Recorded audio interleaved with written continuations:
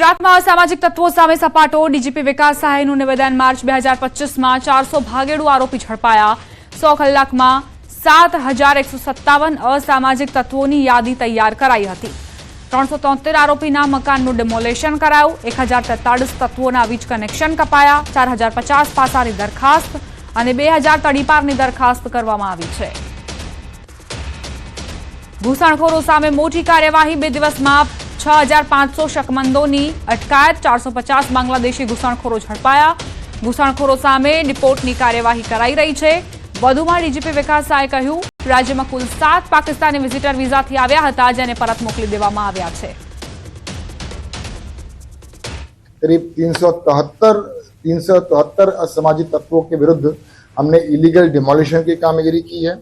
करीब 1046 ऐसे असामाजिक तत्व थे जिन्होंने अपने घर में बिल्डिंग में इलीगल बिजली का कनेक्शन रखा था। वो बिजली कनेक्शन को काटने में हमने GUVNL के साथ मदद में रह के ये कार्रवाई की है। करीब 4500 असामाजिक तत्वों के विरुद्ध में हमने पासा की कार्रवाई प्रपोजल बनाया है और करीब 2000 असामाजिक तत्व ऐसे हैं जिनके विरुद्ध में हमने तड़ीपार का भी प्रपोजल बनाया है। 4 જિલ્લાવાસીઓ આજે સાવધાન રહેજો રાજ્યના 4 જિલ્લામાં હીટવેવની આગાહી કરાઈ છે ગરમીને લઈ હવામાન વિભાગની ચેતવણી કચ્છ રાજકોટમાં હીટવેવની આગાહી સુરેન્દ્રનગર મોરબીમાં હીટવેવની આગાહી કરાઈ છે દરિયાકાંઠા વિસ્તારમાં ગરમ ભેજવાળા પવન ફૂંકાશે 28 अप्रैल और 29 अप्रैल इसमें जो आइसोलेटेड प्लेसेस में हीट वेव आने का पूर्वानुमान है। इसमें जो डिस्ट्रिक्ट आ रहा है कच्छ आ रहा है मोरबी आ रहा है सुरेंद्रनगर और राजकोट और पवन की जो दिशा अभी चल रहा है पश्चिम से उत्तर पश्चिम है। समाचारों में आगे बढ़िए राजकोट समाचार खाद्य तेलना भावमां कड़ाको सिंगतेलना भावमां ₹15 नो घटाड़ो सिंगतेलना डब्बानो भाव 2260 थयो कपासिया तेलमां ₹10 नो घटाड़ो कपासिया तेलना डब्बानो भाव 2135 थयो 1 एप्रिलथी आज सुधीमां सतत भावमां घटाड़ो जोवा मळ्यो एक महीनामां सिंगतेलमां ₹100 અને કપાસિયા તેલમાં ₹70 નો ઘટાડો થયો છે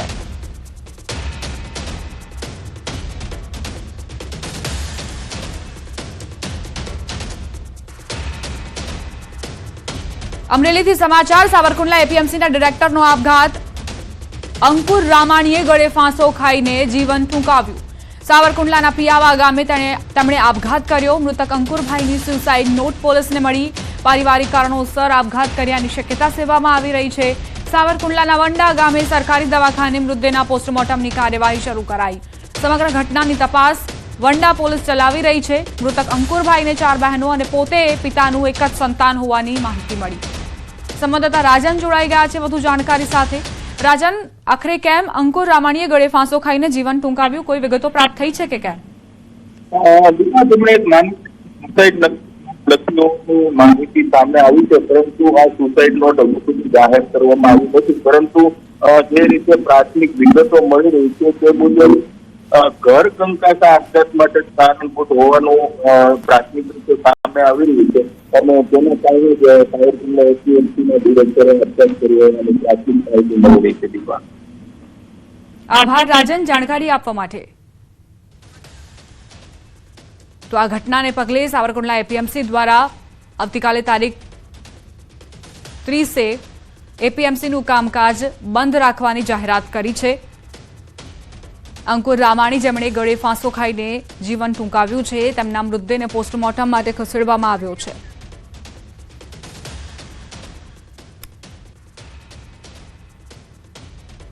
મહત્વપૂર્ણ સમાચાર ડીજીપી વિકાસ સહાય ચંડોળા તળાવ પહોંચ્યા ડીજીપી વિકાસ સહાય ચંડોળા તળાવ પહોંચ્યા હોવાની જાણકારી પ્રાપ્ત થઈ છે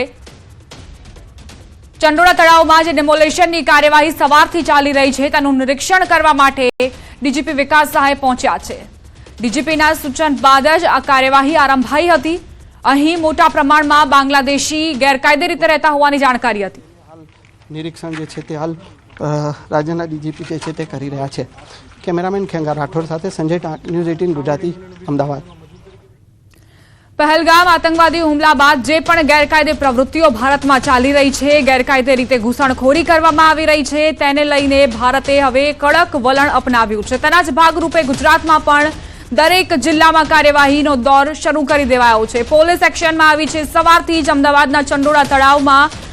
તળાવ આસપાસના વિસ્તારમાં કાર્યવાહી દોર ચાલી રહ્યો છે. કોર્પોરેશનના કર્મચારીઓ પહોંચ્યા છે, જે ગેરકાયદે અહીં મકાનો ખડકી દેવામાં આવ્યા હતા, ઝૂંપડા તૈયાર કરવામાં આવ્યા હતા, તેની સામે કાર્યવાહી કરાઈ છે. આ સિવાય જે લલ્લા બિહારી કુખ્યાત વ્યક્તિ છે તેના ફાર્મ હાઉસ પર પણ બુલડોઝર કાર્યવાહી કરાઈ છે. આખરે કઈ રીતે કામગીરી કરવામાં આવી છે તેને જોવા માટે, તેનું નિરીક્ષણ કરવા માટે ડીજીપી વિકાસ સહાય પણ ચંડોળા તળાવ પહોંચ્યા છે.